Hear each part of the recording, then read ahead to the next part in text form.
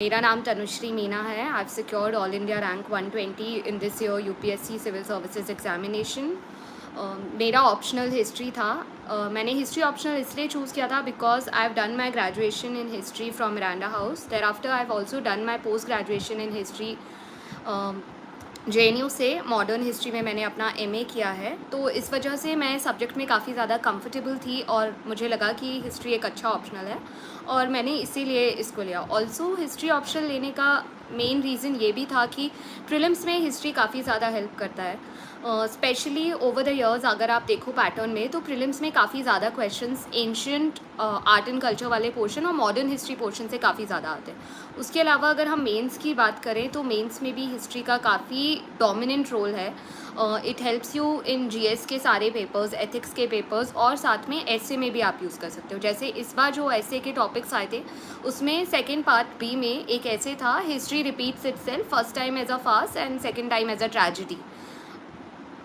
No, I guess first time as a tragedy, second time as a farce. I don't exactly remember, but हाँ, जो ये topic था मैंने अपना पूरा ऑप्शनल का नॉलेज ही इस टॉपिक में यूज़ किया था और आई थिंक उसी वजह से आई कुड स्कोर 125 इन ऐसे, क्योंकि एक टॉपिक काफ़ी ज़्यादा फेमिलियर था। इवन दो वो थोड़ा फिलोसफिकल टैंजेंट पे था, बट आप उसको अपने इन्फॉर्मेशन के अकॉर्डिंग और अपने राइटिंग स्किल्स के और नॉलेज के अकॉर्डिंग थोड़ा मोल्ड कर सकते हैं। उसके अलावा I think history as a optional आपको फिर आगे जाके इंटरव्यू लेवल पे भी बहुत सारे क्वेश्चंस जो होते हैं, इन एनी वेज इंडिया को हमेशा कंपेयर किया जाता है कॉलोनियल टाइम से और आज के टाइम में, and board asks these questions की what is the trajectory of change in India's economic system, political system, society etcetera, और वहाँ पर आपको हिस्ट्री काफ़ी ज़्यादा हेल्प करती है।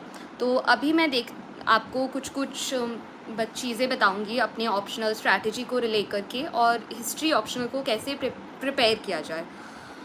सबसे पहले ये है कि हिस्ट्री ऑप्शनल का सिलेबस, आई नो कि सिलेबस काफ़ी ज़्यादा एग्जॉस्टिव है, बहुत ज़्यादा बड़ा सिलेबस है। काफ़ी सारे ऐसे टॉपिक्स हैं जिनको आपने कभी किसी प्रॉपर बुक में देखा भी नहीं होगा, पढ़ा भी नहीं होगा। ये सब चीज़ें आपको धीरे धीरे समझ आएंगी, बट ऐसा नहीं है कि ये ऑप्शनल डुएबल नहीं है, because there are so many people जो कि हिस्ट्री ऑप्शनल से exam year by year clear करते जा रहे हैं। तो उसके लिए ज़रूरी है कि आप सबसे पहले सिलेबस को बहुत अच्छे से पढ़िए। सिलेबस ऑलरेडी 4 पार्ट्स में डिवाइडेड है, ancient, medieval, modern, world history, and maps का पोर्शन एक अलग होता है, उसके बारे में मैं लास्ट में बताऊंगी। उससे पहले आई वुड से कि एंशिएंट, मिडीवल, मॉडर्न और वर्ल्ड हिस्ट्री में यू आर सपोज टू मतलब आप हर एक टॉपिक को डिवाइड कीजिए। जैसे एंशिएंट इंडिया में पीरियड वाइज जाता है, तो सबसे पहले आ जाएगा स्टोन एज, जिसमें सारे लिथिकल एजेस आएंगे। फिर उसके बाद में Indus valley civilisation is a very important topic. तो आप सारे टॉपिक्स को इस तरीके से कवर कीजिए कि आप एक मेन टॉपिक लीजिए और फिर उसके अंडर जो कुछ भी है वो साथ के साथ में पढ़ते जाइए और उस टॉपिक के अंडर कीजिए। जैसे कि इंडस वैली सिविलाइजेशन हो गया, मौर्यन एज हो गया, गुप्ताज हो गया, हर्षास पीरियड हो गया, फिर south Indian ancient, like south Indian history क्या है एंशिएंट टाइम्स का, चोलाज वगैरह, वो सारी चीज़ें। तो उसके अंदर सबसे देखो 5 चीज़ें सबसे ज़्यादा इंपॉर्टेंट है। आपको सारे के सारे पीरियड्स का पॉलिटी पता होना चाहिए कि उस टाइम पे किस तरीके का पॉलिटिकल सिस्टम था and how over the years it change. जैसे कि ऋग्वेदिक टू लेटर वैदिक आप देखोगे कि लैंड जिसकी कोई वैल्यू नहीं थी, ओवर द पीरियड चेंज होके उसकी वैल्यू बढ़ने लगी। वॉर सिस्टम से थोड़ा राजाशाही और उन सब पे फोकस आने लगा। So these things become very important, और ये सब आप जब एक पैटर्न में जब पढ़ेंगे तब आपको समझ में आएगा कि हिस्ट्री को आपको ओवरऑल पूरा एज अ सब्जेक्ट पढ़ना है, but at the same time हर एक टॉपिक डिवाइड होता जाएगा और वो डिवीजन पीरियड वाइज होता है। तो उसके लिए ज़रूरी है कि आप हर एक पीरियड का पॉलिटी पढ़िए, सोसाइटी पढ़िए, इकोनॉमी पढ़िए। फिर सोसाइटी अगर आप पढ़ रहे हैं तो आप सोसाइटी में स्पेसिफिकली विमेन पे ज़रूर फोकस कीजिए, बिकॉज ऑफन टाइम्स विमेन की कंडीशंस ओवर द इयर्स और ओवर द पीरियड्स काफ़ी पूछा जाता है इन अ कंपैरेटिव वे कि how the condition of women और society was different in Rigvedic to later Vedic period हो गया, मौर्याज टू गुप्ताज हो गया।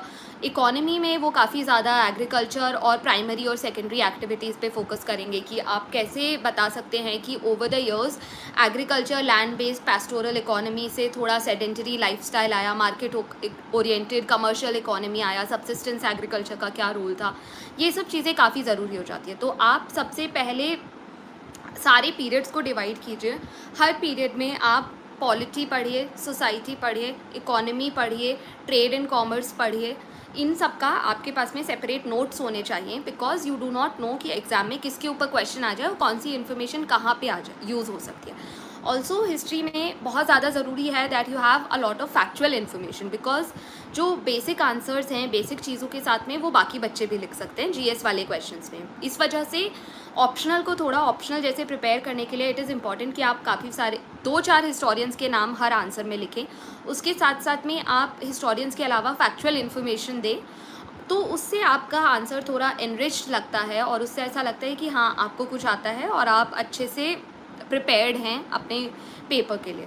तो सबसे पहले सिलेबस को पढ़िए, सिलेबस को टॉपिक वाइज डिवाइड कीजिए। जैसे बहुत बार हिस्ट्री ऑप्शनल में ये चीज़ है कि सिलेबस काफ़ी डिसओरिएंटेड सा हो जाता है कि कहीं कहीं पे बहुत ही टॉपिक वाइज टॉपिक्स होते हैं कि पीरियड वाइज आपको दे देंगे, बट कहीं कहीं पे बहुत ही मिसलेनियस से टॉपिक्स होंगे। तो आपको ये आइडेंटिफाई करना है कि उन मिसलेनियस टॉपिक्स को आप कैसे अपने उसमें डालेंगे। तो मैं क्या करती थी कि मैंने ancient, medieval, modern, world history सबके नोट्स बनाए हुए थे। एट द सेम टाइम मैंने आर्ट एंड कल्चर के अलग से नोट्स बनाए थे, जिसमें मैंने सारे पीरियड्स का आर्ट एंड कल्चर कर लिया था, उसके नोट्स बना लिए थे, डायग्राम्स बना लिए थे। एट द सेम टाइम मैं जब भी ऑप्शनल पढ़ती थी तो मैं उन आर्ट एंड कल्चर के नोट्स को हर पीरियड वाइज पढ़ती जाती थी कि जैसे मैंने मॉडर्न एज किया तो मैं मॉडर्न एज का आर्ट एंड कल्चर, आर्किटेक्चर, वो सारी चीज़ें पढ़ लूँगी। फिर मैं गुप्ता पीरियड करूँगी तो मैं गुप्ता टेम्पल्स के बारे में पढ़ लूँगी। सिमिलरली साउथ इंडियन पीरियड जब मैं करती थी तो मैं वहाँ का टेम्पल आर्किटेक्चर उन सब के बारे में पढ़ लेती थी। बुद्धिज़्म, जैनिज़्म, ये सारी चीज़ें, ये आपको बहुत ही ऑर्गेनाइज्ड और ओरिएंटेड तरीके से पढ़ना होगा, बिकॉज तभी आप कर सकते हैं।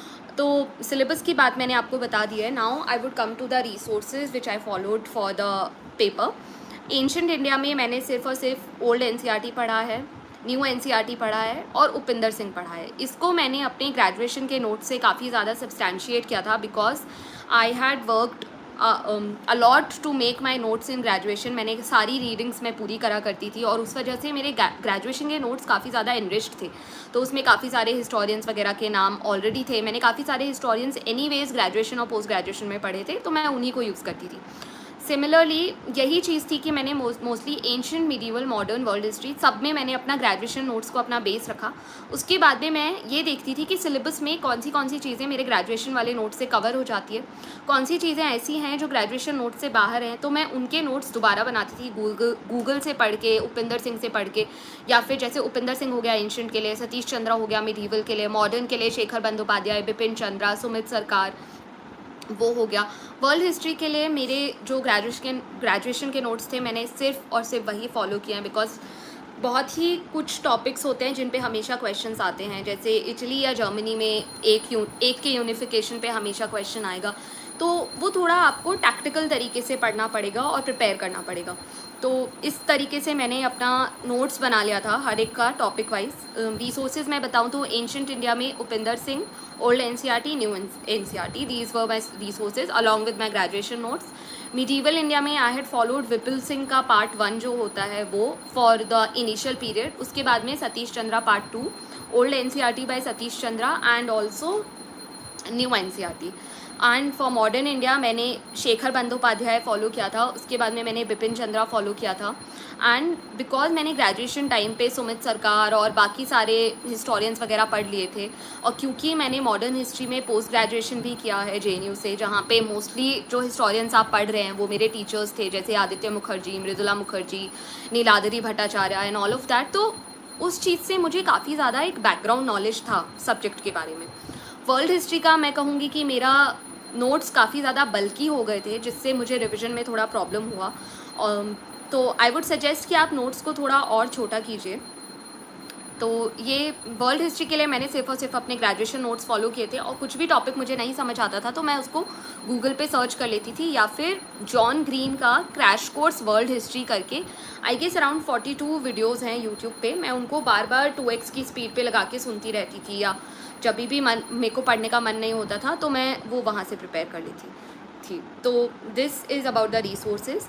मैप्स वाले पोर्शन के लिए मैंने एक स्पेक्ट्रम का मैप बुक आता है हिस्ट्री ऑप्शनल मैप्स के लिए, जहाँ पे वो हिस्टोरिकल साइट्स को अल्फ़ाबेटिकल ऑर्डर में लिखते हैं और उनकी इन्फॉर्मेशन देते हैं। उसके अलावा मैंने सेल्फ स्टडी हिस्ट्री का मैप मटेरियल भी फॉलो किया था, जो कि आई थिंक इतना अप टू द मार्क नहीं है अब, because over the years paper बहुत ही ज़्यादा चेंज हो रहा है। आप देखोगे कि ऐसे ऐसे हिस्टोरिकल साइट्स आते हैं जिनको आप कहीं पे देखे नहीं होंगे, पढ़े नहीं होंगे, बट वो कहीं ना कहीं न्यूज़ में होंगे, रेलेवेंट होंगे। So which is why it becomes important कि आप मैप मटेरियल थोड़ा खुद से प्रिपेयर करें और किसी कोचिंग के मटेरियल पे कम्प्लीटली डिपेंडेंट ना हो जाए। आई थिंक ये थोड़ा आपको एक्स्ट्रा ध्यान देने की ज़रूरत है।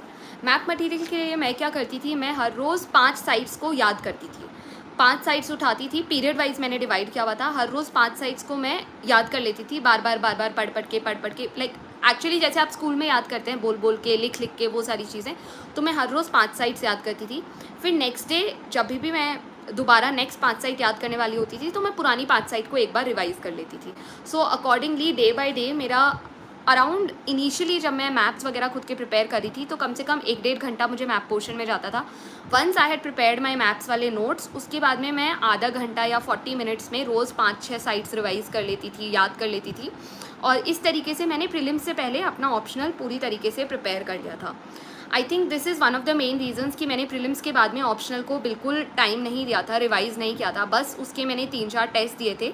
ऑल्दो उसका मुझे थोड़ा सेटबैक हुआ क्योंकि मैं जीएस में इतनी ज़्यादा फोकस थी, मैं ऑप्शनल के टेस्ट्स प्रॉपर्ली नहीं दे पाई थी, प्रॉपर्ली उसे रिवाइज़ नहीं कर पाई थी। तो मेरा ऑप्शनल का स्कोर ऐसा, जितना मैं एक्सपेक्ट करती थी कि अच्छा होना चाहिए, उतना अच्छा नहीं है, but I am satisfied with it क्योंकि मेरा ओवरऑल प्रेपरेशन और बैकग्राउंड नॉलेज काफ़ी ज़्यादा था। तो इस वजह से मुझे ज़्यादा नेगेटिव इम्पैक्ट नहीं हुआ ऑप्शनल को रिवाइज़ ना करने के लिए।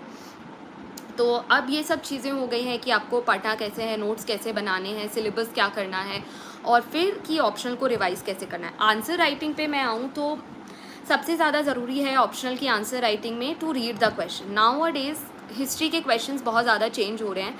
दे आर नॉट कि वो आपसे डायरेक्ट क्वेश्चन पूछ लेंगे कि मॉडर्न पॉलिटी के बारे में बताओ, या मॉडर्न इकोनॉमी के बारे में बताओ, या फिर मॉडर्न इंडिया में ब्रिटिश इकोनॉमिक पॉलिसीज़ क्या थी, ऐसा वो बहुत ही ज़्यादा कंफ्यूजिंग तरीके से स्टेटमेंट ओरिएंटेड क्वेश्चंस पूछते हैं। जैसे इस बार एक हड़प्पन सिविलाइजेशन पे क्वेश्चन था कि write about the rise ebb and flow of the Harappan civilisation. तो उसमें बहुत लोग कंफ्यूज हो गए थे कि लिखना क्या है, उनको समझ नहीं आया था कि एब और फ्लो का मतलब क्या होता है।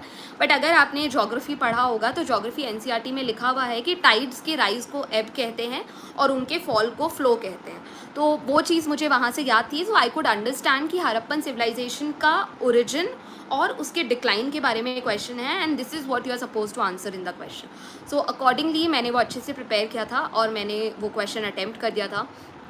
इसके साथ में ये भी ज़रूरी है कि आप प्रीवियस ईयर क्वेश्चंस को बहुत ज़्यादा पढ़ते जाएं। मैंने सेल्फ स्टडी हिस्ट्री में previous year question papers, solve previous year question papers, वो उन लोगों का है, वो मैंने सब्सक्राइब कर रखा था। तो मैं उसमें से देख लेती थी इन केस मुझे कोई क्वेश्चन नहीं समझ आ रहा, बिकॉज जैसे मिडीवल हो गया, मॉडर्न हो गया, और स्पेशली वर्ल्ड हिस्ट्री, इनमें जो 5 क्वेश्चंस आते हैं 10-10 मार्कर्स जो कंपलसरीली सबको अटेम्प्ट करने होते हैं, वो क्वेश्चंस काफ़ी ज़्यादा कंफ्यूजिंग होते हैं। मतलब आपको समझ ही नहीं आता कि ये क्वेश्चन कहाँ से आया है, टॉपिक कौन सा है और इसका आंसर क्या है। तो उन क्वेश्चंस को प्रिपेयर करने के लिए 1000 सोर्सेज को पढ़ने से बेटर है कि आप सेल्फ स्टडी हिस्ट्री का सॉल्व्ड क्वेश्चन पेपर्स देख लें और उधर से आप इन्फॉर्मेशन ले सकते हैं। जैसे मैंने जो वो 5 मार्कर वाले क्वेश्चंस थे, स्पेशली जो मिसलेनियस टॉपिक्स होते हैं या जो ऐसे टॉपिक्स थे जो मैंने कहीं देखे ही नहीं किसी भी बुक में, मतलब मैंने 5 साल हिस्ट्री में ग्रेजुएशन, पोस्ट ग्रेजुएशन किया है, उसके बाद में भी there are so many topics and so many question, specially those 5 question जो कंपल्सरीली सबको करने होते हैं, कि कुछ पता ही नहीं है वो कहाँ से आए हैं। तो उसके लिए पैनिक करने की बजाय या सब कुछ प्रिपेयर करने की बजाय you have to be a little smart. आप उतना ही प्रिपेयर करो जो ऑलरेडी पहले पूछा जा चुका है। उसके बाद में ये सोचो कि बाकी बच्चे भी सब कुछ नहीं प्रिपेयर कर सकते हैं, बाकी बच्चे भी वो आंसर्स नहीं लिख पाएंगे जो आप नहीं लिख पा रहे हो। एंड सिमिलरली उन क्वेश्चंस का मार्किंग और चेकिंग अकॉर्डिंगली होता है कि जब किसी को ही नहीं आ रहा है, सब लोग ही उसमें कुछ ना कुछ अलग लिख रहे हैं, तो एग्जामिनर थोड़ा लीनियंट मार्किंग करता है जितना मुझे लगता है। और नहीं भी करते हैं तो आपको ज़्यादा नुकसान नहीं होगा, बिकॉज आई डोंट थिंक कि देयर वुड बी पीपल जो वहाँ पे कुछ ज़्यादा ही अच्छा लिख पाएंगे अनटिल एंड अनलेस उन्होंने उस टॉपिक को बहुत अच्छे से प्रिपेयर किया है। And there are people who do that, but मुझे लगता है कि उसका कॉस्ट बेनिफिट एनालिसिस अगर आप करो तो इतना फ़ायदा नहीं है। तो आंसर राइटिंग में मैं कहूँगी कि सबसे पहले आप बार बार प्रीवियस ईयर क्वेश्चंस को पढ़ते रहें। जैसे मैं क्या करती थी, मैं हर 2-4 दिन में प्रीवियस ईयर क्वेश्चंस लेके बैठ जाती थी। जैसे ही मैंने कोई टॉपिक ख़त्म किया, मैं उसके प्रीवियस ईयर क्वेश्चंस पढ़ती थी, एक क्वेश्चन पढ़ती थी और एक मेंटल माइंड मैप बनाती थी कि मैं सोचती थी कि अगर ये क्वेश्चन मेरे एग्जाम में आ जाता है तो मैं किस तरीके से लिखूँगी, मैं इंट्रोडक्शन में क्या लिखूँगी, बॉडी में क्या लिखूँगी, कंक्लूजन में क्या लिखूँगी, कौन से हिस्टोरियंस हैं जो मुझे इधर कोट करने हैं। वो सारी चीज़ें मैं अपने दिमाग में प्रिपेयर कर लेती थी कि काफ़ी किस तरीके का क्वेश्चन है, कि अगर बहुत ही ज़्यादा quotation based statement oriented questions आ रहे हैं जो कि डायरेक्ट नहीं है, उसके लिए ये ज़रूरी है कि आपके जहन में ये बस जाए कि आपको किस तरीके से, अगर कोई भी चीज़ क्वेश्चन इस स्टेटमेंट फॉर्म में दिया हुआ है तो आप उसको समझेंगे किस तरीके से, आप उसको किस तरीके से एनालाइज करेंगे।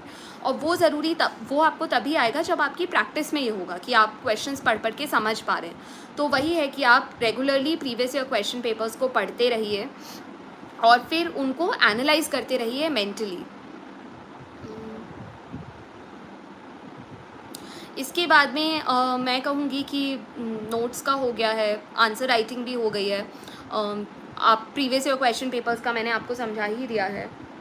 और फाइनली अगर अब आप लोगों को कुछ और ऐसा चीज़ पूछना है specially optional related, so I would be very glad to answer your questions. So please ask me whatever doubts you guys have. Historians prepare करने के लिए जैसे मैंने कहा कि अगर आप कोई स्टैंडर्ड हिस्टोरियन की बुक फॉलो करेंगे, जैसे उपिंदर सिंह अगर आप फॉलो करेंगे एंशंट के लिए, सतीश चंद्रा फॉलो करेंगे मिडीवल के लिए, शेखर बंदोपाध्याय फॉलो करेंगे मॉडर्न के लिए, इनमें हिस्टोरियंस के नाम होते हैं। बस वही है कि आप उन हिस्टोरियंस को निकाल करके अपने नोट्स में पुटअप कर लीजिए, उन हिस्टोरियंस को रेगुलरली रिवाइज करते रहिए, तभी आप वहाँ जाके लिख पाएंगे। तो इस वजह से मतलब ऐसा नहीं है कि आपको हिस्टोरियंस कुछ अलग से प्रिपेयर करना है, जो आप मटेरियल पढ़ रहे हैं उसी में से आपको हिस्टोरियंस निकालने हैं। बस उसके लिए आपको थोड़ी मेहनत लगेगी और वो मेहनत आपको करनी ही पड़ेगी, because there is no like substitute to hard work. अगर out of the box question है, जैसे आप कह रहे हैं कि आपको नहीं समझ में आ रहा है, तो आपको थोड़ा उस टाइम पे काम डाउन होने की ज़रूरत है। जस्ट रिमेंबर कि अगर आपने पढ़ा है अच्छे से, सारा सिलेबस कंप्लीट किया है, सारे टॉपिक्स आपने अपनी तरफ से पढ़े हैं, रिवाइज़ किए हैं, नोट्स बना लिए हैं, बट अगर उसके बाद भी आपको वो क्वेश्चन नहीं आ रहा है, इट मीन्स कि वो बाउंसर क्वेश्चन है। उस क्वेश्चन को देख के पैनिक नहीं करना है, काम तरीके से जो उस समय पे आपको समझ आ रहा है, जैसा भी आ रहा है वो लिख दो, चाहे आधा, 1, पौना, 2, 3 नंबर भी आपको मिल जाएगा, वो भी काफ़ी है। बिकॉज जैसे मेरे पापा मुझे बहुत बोलते रहते थे कि आधा नंबर से IAS IPS हो जाता है, रैंक डिफरेंस हो जाती है और वो सारी चीज़ें। तो उसलिए ज़रूरी है कि अगर आपको नहीं भी आ रहा है तो आप आंसर में कुछ ना कुछ ज़रूर लिखिए, but at the same time अगर कोई क्वेश्चन नहीं आ रहा तो उसको देख के एकदम घबराने की ज़रूरत बिल्कुल भी नहीं है। बिकॉज अगर इतनी मेहनत करने के बाद भी अगर लाइक वो अलग चीज़ है कि अगर आपने ऑप्शनल को अच्छे से पढ़ा ही नहीं है, नोट्स ही नहीं बनाए हैं, रिवाइज़ ही नहीं किया है, पर उसके बाद में भी फिर तो आपको नहीं आने वाला। अगर वो इजी क्वेश्चन होगा तो भी नहीं आएगा, बट अगर आपने बहुत अच्छे से मेहनत की है, सब कुछ अच्छे से पढ़ा है, फिर भी नहीं आ रहा है, इट मीन्स कि कहीं ना कहीं वो क्वेश्चन का ही फॉल्ट है और वो आधे से ज़्यादा बच्चों को नहीं आने वाला है। तो उधर पैनिक नहीं करना है, ये सोचो कि आप अकेले ही नहीं हो जो लूज़ कर रहे हो, बाकी बच्चे भी लूज़ करेंगे। तो पैनिक करे बिना जिन क्वेश्चंस में आप अच्छा कर सकते हो उन क्वेश्चंस को आप फोकस करिए।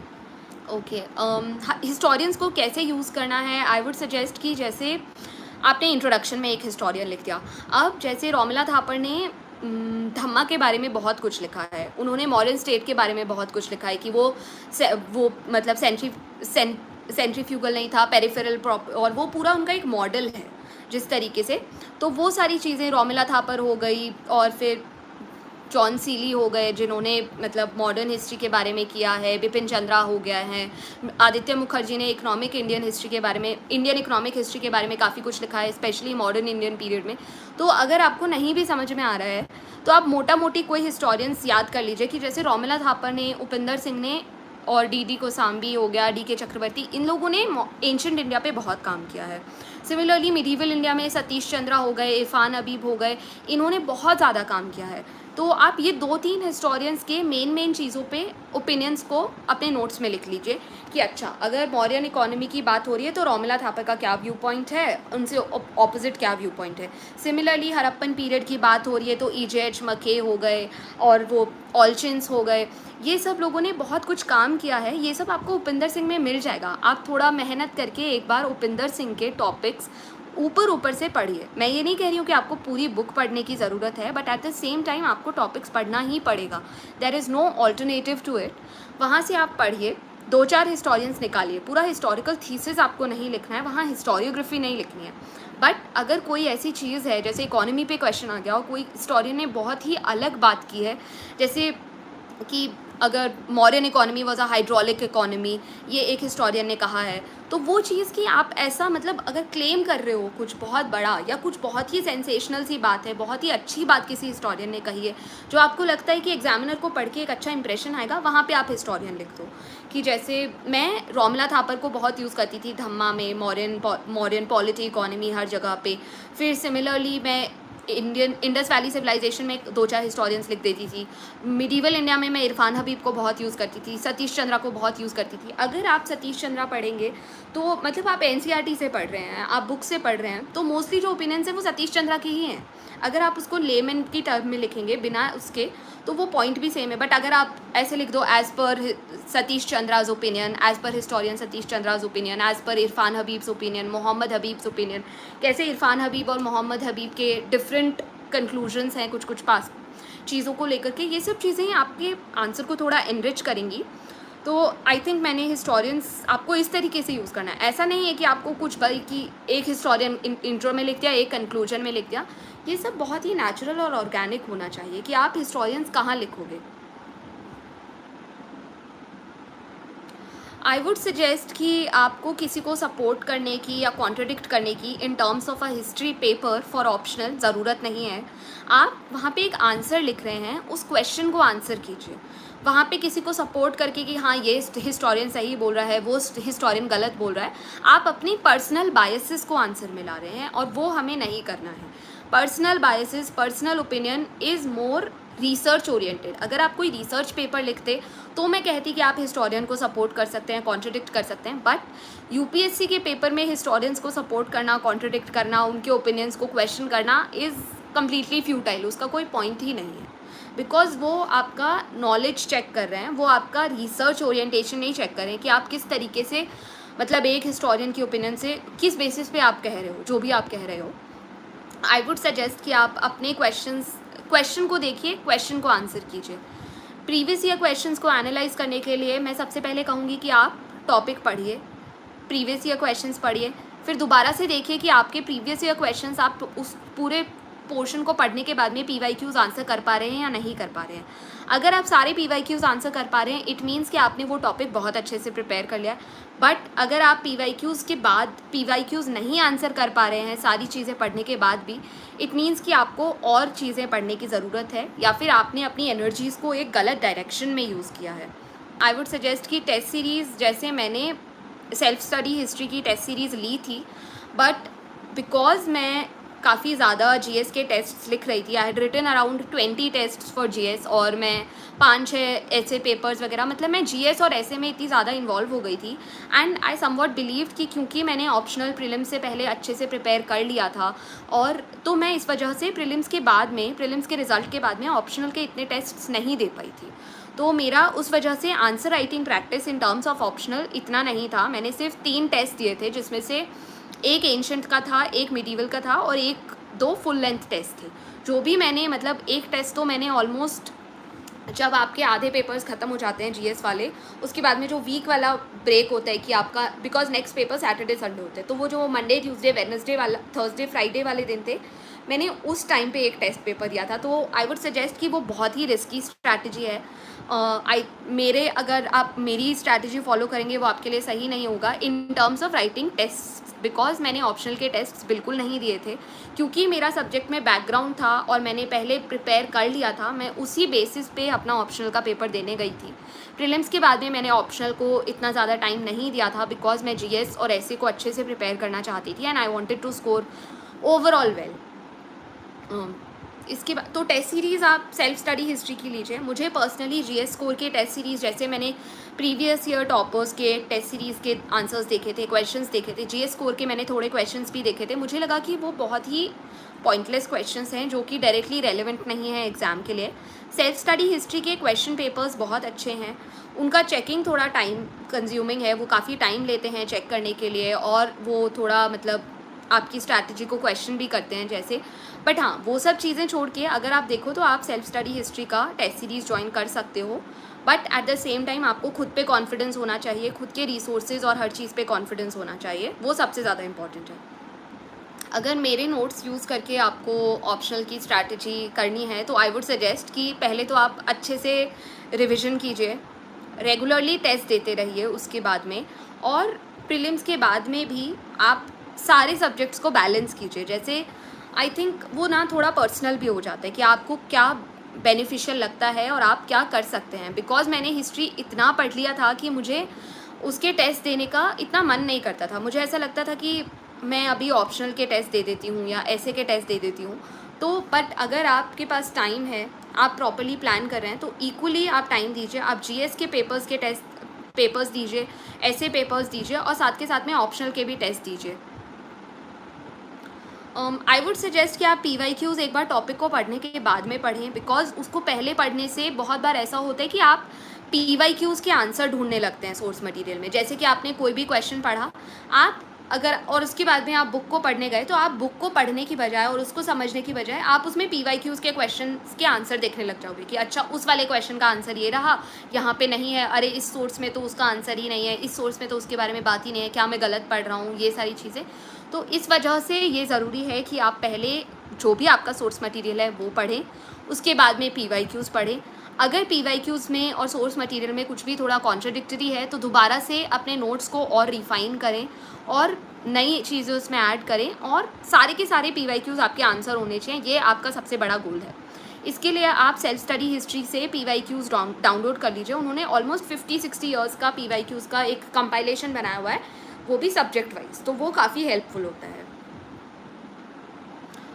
सोर्सेज़ वगैरह मैंने आपको अपने टेलीग्राम चैनल पे भी बताए हुए हैं कि क्या सोर्सेज़ आपको फॉलो करने हैं, जिसको थोड़ा अगर आपको दिक्कत है या फिर सोर्सेज़, क्योंकि मैं अभी मुझे भी सारे एकदम से याद नहीं आएंगे, बट बहुत सारे सोर्सेज़ ऐसे हैं जो मैंने अपने टेलीग्राम चैनल पे मेंशन किए हुए हैं। प्लीज़ आप वहाँ जाके सोर्सेज़ देख लीजिए, वहाँ मैंने अपने वर्ल्ड हिस्ट्री के नोट्स भी शेयर किए हुए हैं। ओवर द टाइम जब भी मुझे टाइम मिलेगा, बिकॉज अभी थोड़ा हेक्टिक चल रहा है, मैं अपने बाकी नोट्स भी शेयर करने की पूरी कोशिश करूँगी। सबसे ज़्यादा हिस्ट्री ऑप्शनल में ज़रूरी है कि it is a very time consuming optional, you have to constantly give time to it, revise करना होगा आपको बार बार, बिकॉज जैसे ही आप उस ऑप्शनल को थोड़ा अकेला छोड़ दोगे तो आप भूल जाओगे चीज़ें, चाहे आप फिर हिस्ट्री में आपका कितना ही बैकग्राउंड हो, आप कितने ही साल उसे पढ़े हो, practice is the only thing, चाहे वो कुछ भी हो। टेलीग्राम चैनल का नाम है तनुश्री मीना AIR 120, आप उसको सर्च कीजिए, आपको मिल जाएगा। ऑप्शनल सब्जेक्ट को आई वुड सजेस्ट कि आप डेली बेसिस पे अराउंड 2.5 to 3 आवर्स तो दीजिए ही, बिकॉज उतना रिक्वायर्ड है। एक बार आप अपने नोट्स वगैरह बना लीजिए, उसके बाद में आप सिर्फ रिवाइज़ ही करेंगे और तब आपका टाइम थोड़ा कम लगेगा। देखिए, पॉइंट वाइज पैराग्राफ जैसे आपको कंफर्टेबल लगे वैसे नोट्स बनाइए, इन सब चीज़ों से कुछ फ़र्क नहीं पड़ता है कि पॉइंट्स में लिखा है, पैराग्राफ्स में लिखा है। अगर आप सही चीज़ें लिख रहे हो तो बस आपको इतना लिखना है कि आपको मार्क्स आने चाहिए। सही कंटेंट लिखो, वो पैराग्राफ्स में अगर आप लिख रहे हो, पॉइंट्स में लिख रहे हो, किसी भी तरीके से लिख रहे हो, फ्लो चार्ट्स के थ्रू लिख रहे हो, if you are able to convey your knowledge and your information to the examiner, तो आपका सही डायरेक्शन में जा रहा है। इसलिए ये सब मत सोचो पॉइंट में लिखो, पैराग्राफ में लिखो, कौन सा पेन यूज़ करना है, कौन सी शीट यूज़ करनी है, ये सब बहुत ही पॉइंटलेस क्वेश्चंस हैं। तो इस वजह से मैं सजेस्ट करूँगी कि आप नोट्स बनाएं। सब टॉपिक्स के लिए नोट बनाना, देखिए क्योंकि हिस्ट्री ऑप्शनल में आपको चॉइस है कि आपको 8 क्वेश्चंस देंगे, जिनमें से आपको सिर्फ 5 ही करने हैं।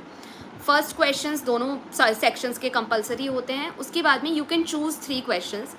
आप थोड़ा स्ट्रैटेजी बनाइए वहाँ। मैं क्या करती थी कि मैं एंशंट में से मैंने प्रिपेयर किया था डिसेंट अमाउंट, मैं एंशंट में से 2 क्वेश्चंस करती थी, मिडीवल से 1 ही करती थी, बिकॉज एक तो मिडीवल का सिलेबस बहुत ज़्यादा एग्जॉस्टिव है, उसको आप पढ़ ही नहीं सकते हो, मतलब इतना ज़्यादा। मैंने प्रिपेयर सब किया था, बट मैं मिडीवल से एक ही क्वेश्चन अटैम्प्ट करती थी, जो कि मोस्टली मुगल्स से बेस्ड होता था, बिकॉज मैंने मुगल पीरियड काफ़ी अच्छे से प्रिपेयर किया था और दिल्ली सल्तनत पीरियड भी मैंने काफ़ी अच्छे से प्रिपेयर किया था। तो मैं इन दोनों का जो होता था मैं वही करती थी अटैम्प्ट। और एंशंट पे मैंने मौर्यन एज पे पक्का क्वेश्चन आता था, इंडस वैली सिविलाइजेशन पे पक्का क्वेश्चन आएगा, गुप्ताज पे पक्का क्वेश्चन आएगा। मतलब कुछ कुछ ऐसे टॉपिक्स हैं जिन पे क्वेश्चंस आते ही हैं, वो आप प्रिपेयर कर लो, आप सेट हो। तो मेरा ये था कि मैं एंशंट से 2 क्वेश्चंस करूँगी, मिडीवल से 1 क्वेश्चन करूँगी कंपलसरी के अलावा। सिमिलरली मैं मॉडर्न हिस्ट्री से 2 क्वेश्चन करती थी, वर्ल्ड हिस्ट्री से 1 क्वेश्चन करती थी। इस बार जैसे वर्ल्ड हिस्ट्री के क्वेश्चंस मुझे पर्सनली, स्पेशली दोज 10 मार्कर्स जो 5 कंपलसरी क्वेश्चंस होते हैं, वो ऐसे लगे कि पता नहीं कहाँ से आए हैं, मुझे उस टाइम पे नहीं समझ में आया था। But at the same time it is important कि आप पैनिक नहीं कर सकते, बिकॉज मुझे नहीं आ रहा है तो वो बहुत सारे लोगों को नहीं आ रहा है। कोचिंग का I have no idea, because मैंने कोचिंग नहीं ली है हिस्ट्री ऑप्शनल के लिए, बिकॉज मेरा उस सब्जेक्ट में बैकग्राउंड था। I was comfortable with the subject and I had prepared it thoroughly. तो मैं उस चीज़ को, मतलब मुझे नहीं लगता पर्सनली कि हिस्ट्री में कोचिंग कोई ऐसी है जो कि बहुत अच्छी है।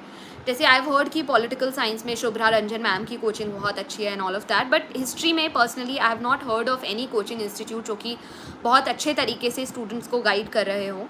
हिस्ट्री ऑप्शनल में आपको थोड़ी मेहनत तो करनी पड़ेगी। Instead of taking a coaching, आप अपने रिसोर्सेज सेट कीजिए, उन्हें पढ़िए, फॉलो कीजिए, नोट्स बनाइए और टेस्ट्स देते रहिए through out the year. Current affairs with static portion देखिए, हर रोज़ 1.5 घंटा आप करंट अफेयर्स को दीजिए, चाहे कुछ भी हो जाए, हर रोज़ 1.5 घंटा करंट अफेयर्स पढ़ना है आफ्टर न्यूज़पेपर। मतलब न्यूज़पेपर अलग है, न्यूज़पेपर के टाइम को करंट अफेयर्स में नहीं इंक्लूड करें। 1.5 घंटा आप अपना करंट अफेयर्स पढ़ें, और वो ज़रूरी है। On a daily basis you have to follow current affairs, because तभी वो आपकी मेमोरी में इनग्रेन होगा, आप उनसे यूज टू होंगे, because it is not something जिसको आप बाद में रट सकते हैं। देखिए, अगर आप हिस्ट्री ऑप्शनल के बच्चे से ज्योग्राफी ऑप्शनल की बुक लिस्ट पूछेंगे, वो मैं आपको कैसे बता सकती हूँ। ये बहुत ही कॉमन सेंस वाली बात है कि मुझे ज्योग्राफी ऑप्शनल की कुछ नॉलेज नहीं है। मैंने जीएस के लिए भी ज्योग्राफी बहुत ही बेसिक तरीके से सिर्फ एनसीईआरटीज़ पढ़ी हैं, राजतनिल सोलंकी मैम के वीडियोस फॉलो किए हैं। तो आई वुड सजेस्ट कि आप किसी ज्योग्राफी ऑप्शनल वाले बच्चे से ऑप्शनल की बुक्स पूछें।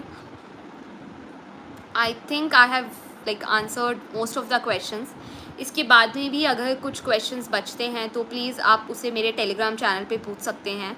मैं वहाँ आपको जितना मुझसे हो पाएगा, अगर मैं पर्सनली नहीं आपको रिप्लाई बैक कर सकती हूँ तो मैं ओवरऑल एक मैसेज या फिर एक अपना स्ट्रैटेजी या जो भी है वो बता दूँगी। इस ऑप्शनल को जीएस के साथ प्रिपेयर करने के लिए हर रोज़ 3 घंटे ऑप्शनल पढ़ें और फिर हर रोज़ 3 घंटे जीएस का कोई सब्जेक्ट पढ़ें।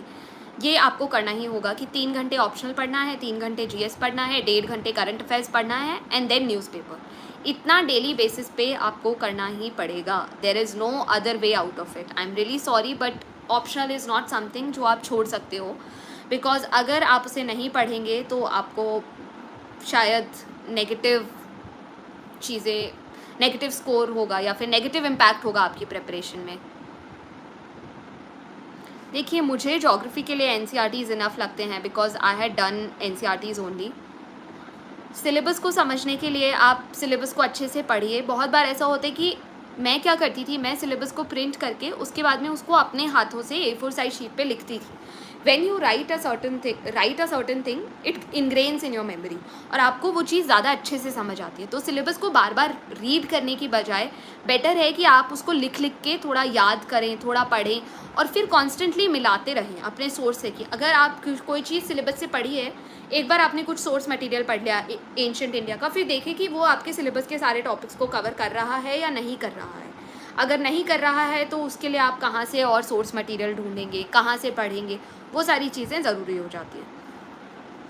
तो I would take your leave now. I guess मैंने मोस्टली सब चीज़ें आंसर कर दी हैं। उसके बाद में भी मैं एक बार देख लेती हूँ। रिविज़न का मैं आपको बताऊँगी कि आप 3 घंटे रोज़ ऑप्शनल को पहले दीजिए। सबसे पहले नोट्स बनाइए, उसके बाद में देखिए कि आपके नोट्स सारी टॉपिक्स को कवर कर रहे हैं, नहीं कर रहे।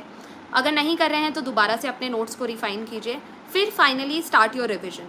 जैसे अगर आप पहले 3 घंटे देते थे तो अब रिविज़न के टाइम पे आप 2 घंटे भी दे सकते हैं। जीएस के लिए तो ज़्यादा फोकस करें, और जैसे जैसे प्रीलिम्स पास आता है ऑप्शनल को छोड़ के आप हिस्ट्री को प्रीलिम्स ओरिएंटेड तरीके से पढ़ें, बिकॉज वो बहुत ज़रूरी हो जाता है। हिस्ट्री इज़ अ सब्जेक्ट जिसमें आपको प्रीलिम्स और मेंस के लिए अलग अलग से तैयारी करनी पड़ेगी। इट इज़ नॉट समथिंग जो साथ साथ हो जाती है। फैक्चुअल चीज़ें आप याद कर सकते हैं बट बाकी चीज़ें नहीं। एंजाइटी और जो इमोशन टर्मोइल आप इस एग्ज़ाम के थ्रू आउट गुजरते हैं, उससे डील करने के लिए मैं सबसे पहले आपको सजेस्ट करूँगी कि surround your self with positive people, चाहे वो आपकी फैमिली हो, फ्रेंड्स हो, जो भी हो, उनसे आप बात करते रहिए, रेगुलरली उनके टच में रहिए, और जो भी आपकी टेंशन है उनसे जाके डिस्कस कीजिए, बिकॉज बहुत सारी बातें ऐसी होती है जब आप किसी से बात कर लेते हैं तो वो आपके जहन से निकल जाती हैं and then you forget all of that और आपका स्ट्रेस ख़त्म हो जाता है। इसके बाद में मैं और ये चीज़ कहूँगी कि आप थोड़ा मेडिटेशन और योगा भी ट्राई कर सकते हैं। जैसे मैंने योजना, कुरुक्षेत्र और ये सब मैगजीन्स इतना फॉलो नहीं किया था, because personally to be honest time ही नहीं था। बट इन केस अगर आपको लगता है कि ये ज़रूरी है और आपके पास टाइम है तो प्लीज़ कर लीजिए। हिस्ट्री ऑप्शनल के नोट्स मोर दैन इनफ हैं GS1 के लिए। अगर आपने ऑप्शनल के सारे टॉपिक्स अच्छे से प्रिपेयर कर लिया, आपको GS1 के लिए कुछ एक्स्ट्रा प्रिपेयर करने की ज़रूरत नहीं है। मैंने बिल्कुल भी अलग से नहीं प्रिपेयर किया था GS1 के लिए। मैंने सिर्फ अपने ऑप्शनल के नोट्स ही यूज़ किए थे GS1 में। वर्ल्ड हिस्ट्री में हो गया, एंशंट में हो गया, आर्ट एंड कल्चर में हो गया, मिडीवल वाले पोर्शंस हो गए, सब कुछ आपको वहाँ से मिल जाएगा। कुछ प्रिपेयर करने की ज़रूरत नहीं है। बेस्ट एडवाइस के लिए मैं ये कहूँगी कि आपको एक राइट अमाउंट ऑफ कॉन्फिडेंस चाहिए इस एग्ज़ाम में थ्रू आउट, कि हाँ आप कर सकते हैं, आप ये कर लेंगे, और कि हार्डवर्क का कोई सब्स्टिट्यूट नहीं है।